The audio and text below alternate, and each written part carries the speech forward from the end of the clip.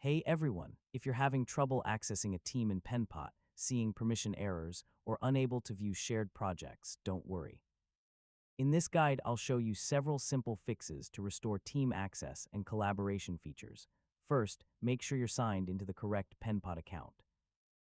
Using a different email account can prevent you from accessing team resources. Next, refresh the page and sign out, then sign back in.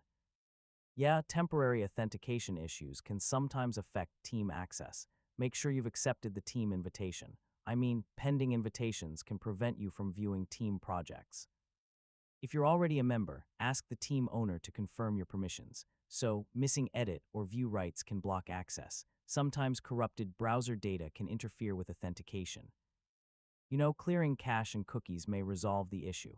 Some extensions, especially privacy and security tools, can interfere with team features. Yeah, temporarily disabling them is worth trying. If the issue continues, open Penpot in another browser. Browser compatibility problems can sometimes affect team access. If you're using a VPN or proxy service, turn it off temporarily. So network routing issues may interfere with authentication.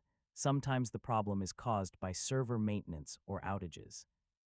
If Penpot services are experiencing issues, you may simply need to wait.